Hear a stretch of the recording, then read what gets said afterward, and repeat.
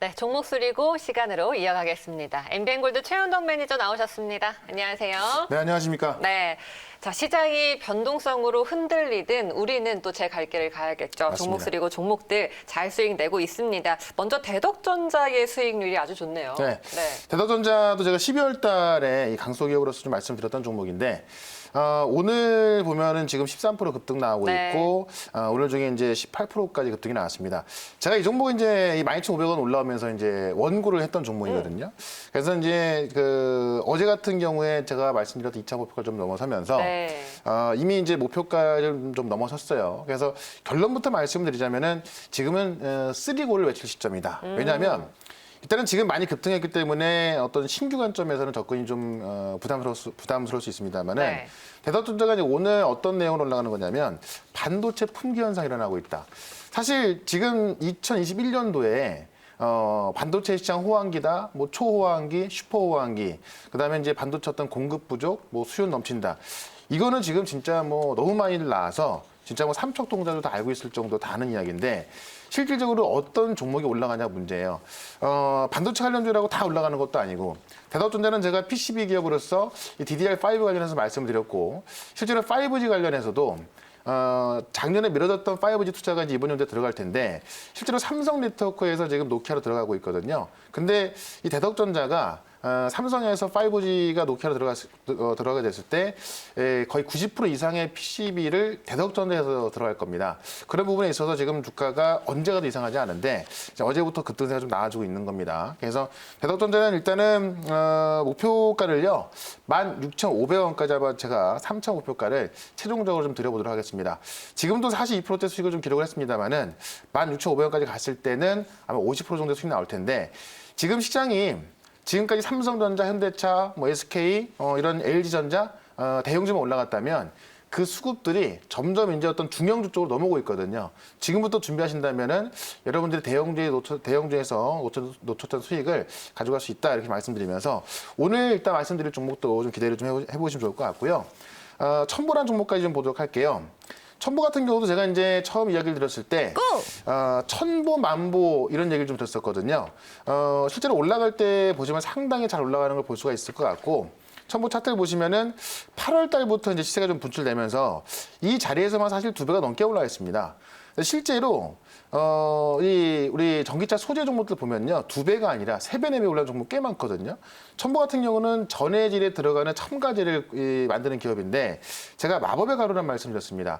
어떻게 보면은 이제 이 대덕전자하고 같은 모습인데 실질적으로 이번 연도부터 매출이 커지고 이 생산 캐파도 커지기 때문에 첨보 같은 경우도 실제로 지금 우리 시장을 보시면 반도체 아니면 전기차거든요. 그 중에서 핵심 소재에 들어가는 그 첨가를 만들기 때문에 첨보도 어제 같은 경우에 이제 20만 5천 원 제가 이제 말씀드렸던 1차 목표가를 터치를 한 다음에 오늘 이제 좀 살짝 조정이 나오는 모습인데 오히려 이렇게 조정 나왔을 때 좀 매수가 좀 보셔도 괜찮을 것 같고요. 이런 종목은 이 고점을 뚫으려고 올라가는 거고 지금 전기차 분위기 본다면요.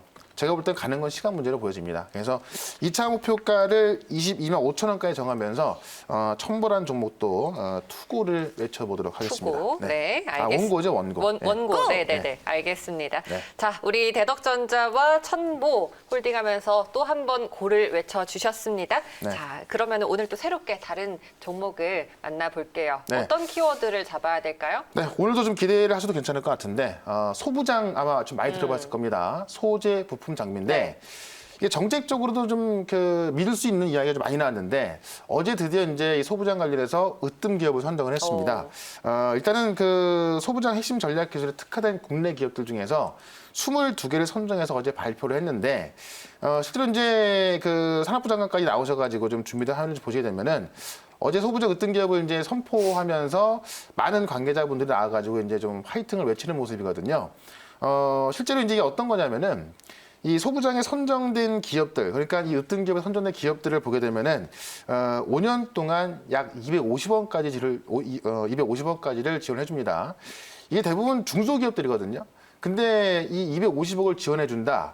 엄청난 금액이 들어가는 겁니다. 그러니까 이 으뜸 기업을 선정한 이유는 뭐냐면 우리가 이제 일본의 어떤 그 핵심 수출 소재 제한에 있어서 지난번에 좀 많은 피해를 볼 뻔했는데 실제로 국산화시키면서 그 피해를 좀 많이 덜었습니다. 그래서 실제로 기술을 갖고 있으면서도 상용화를 못 시키는 기업들이 꽤 많았어요. 그런 부분에 있어서 지원을 해줄 테니까는 일단 세계 1위로 올라서서 네.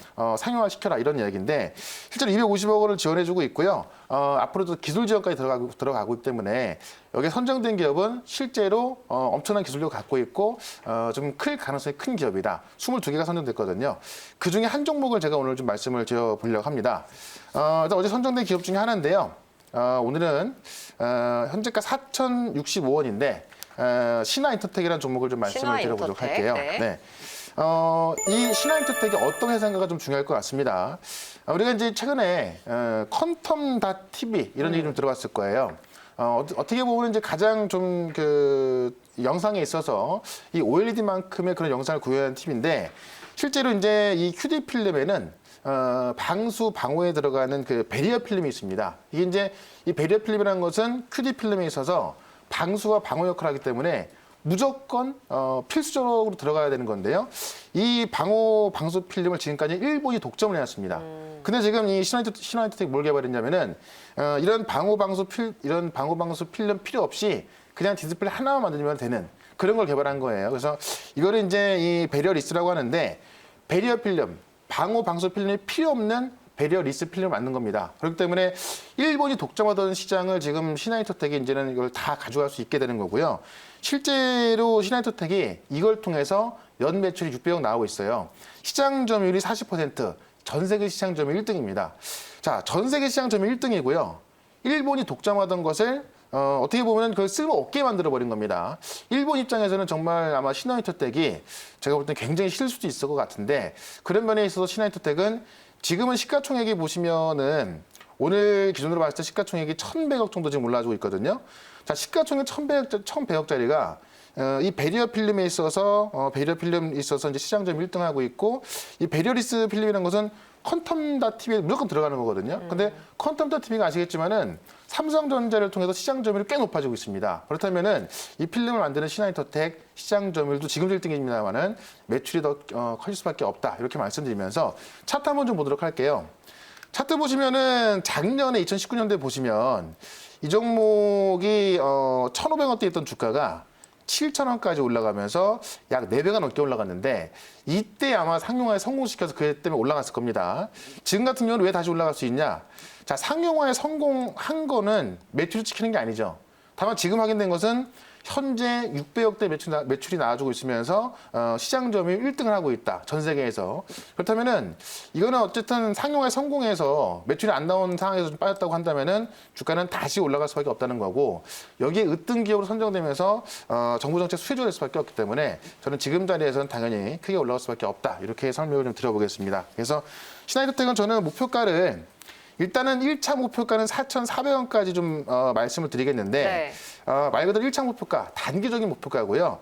사실 상반기까지 봤을 때는 이 5,500원에서 6,000원까지 가는 건 문제가 없기 때문에 2차 목표가는 1차 목표가를 터치하고 나서 그때 다시 말씀드려보겠고요. 손절가는 3,300원으로 대응을 해보도록 하겠습니다. 알겠습니다. 자, 신화인터텍 소보장 관련주를 오늘 공략을 해봤습니다. 매수가 4,060원에 현재 매수했고요. 목표가 4,400원, 손절가는 3,300원으로 정리를 하도록 하겠습니다. 네. 자, 오늘 뭐 모르 방송도 있으시겠지만 현재 시장이 좀 변동성이 크고 네. 갈피를 잘 못 잡아요. 네. 어떻게 봐야 될까요?